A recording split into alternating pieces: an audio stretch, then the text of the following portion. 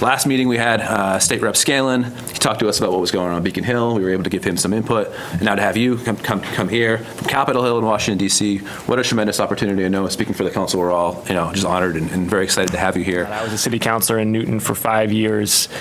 I believe in my bones, and I say this often to my colleagues on Capitol Hill, this is the most important level of government in the United States, bar none. Local government is what solves problems. Local government is solution-oriented, not ideological. And my job in Washington, D.C. is to represent your values, to advance your priorities, and to give you the support necessary to govern North Attleboro.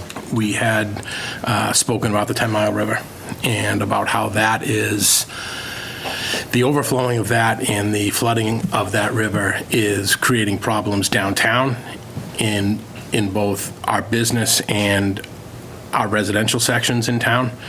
And it is making it difficult to get projects completed. I know that we had spoken about trying to get funding from the federal government for that, and I was just wondering if you had any update on that process. That project, some of you may know this, I'll just quickly give the context there. We reintroduced member-directed spending, used to be called earmarks, in Congress on the 117th this year, which meant that each member of Congress got 5 transportation and infrastructure projects as part of the infrastructure bill, which immediately got stripped out in the Senate. And then we got 10 appropriations-related earmarks. We got well more than 100 requests across the 34 cities and towns. I tended to favor either water potability or water resilience projects or transportation projects in how I did it. And you all should as well give a lot of credit to Representative Scanlon, who was a huge advocate for this project when I talked to him. And so we got 10 Mile River project in those 10, got that approved in the Appropriations Committee, got that approved in the House chamber, and is currently being debated in the Senate chamber. The bad news is the Senate Republicans are increasingly trying to strip out all appropriations, all these earmarks from the appropriations bills. Most of the Democratic senators, including our 2 from Massachusetts, are fully in support of these. The chair of the Appropriations Committee is fully in support of getting it done. I remain hopeful, but we're also doing a plan B. And the plan B is the delegation and I have met with the governor and have said, listen, we're going to get a bunch of money for infrastructure with these bills coming up, and I'm happy to speak more about those. Will you commit, even though this is really not going to be state level funding that you have, will you work with us on getting funding for projects that we've already prioritized? His administration and he himself have been very positive with that.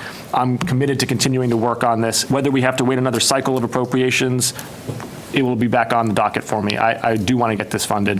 With the ARPA funds that have been received already, projects that have to do with water in general are eligible for those funds.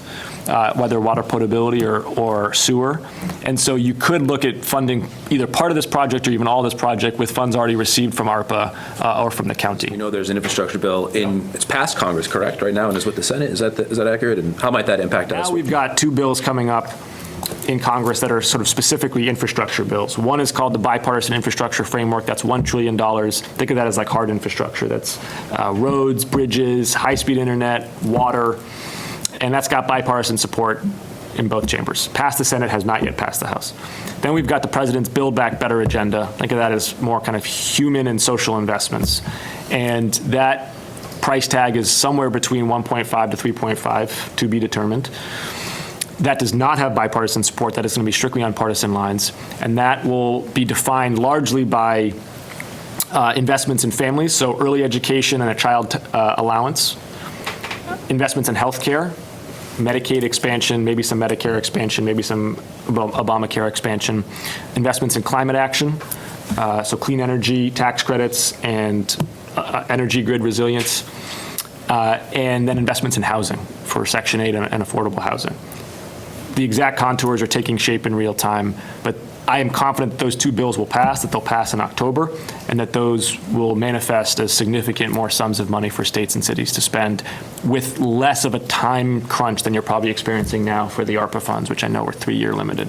It's a real pleasure to be here. I almost said aye to the minutes because I got back to the town council mindset. But it's really fun to be here with you. This is my first one with a council in the 34 cities and towns, but I know I'll do others, and I'll come back here at some point as well to say hi. Congressman Auchincloss, you are always welcome. Very much appreciate you being here. What a pleasure. Thank you so much.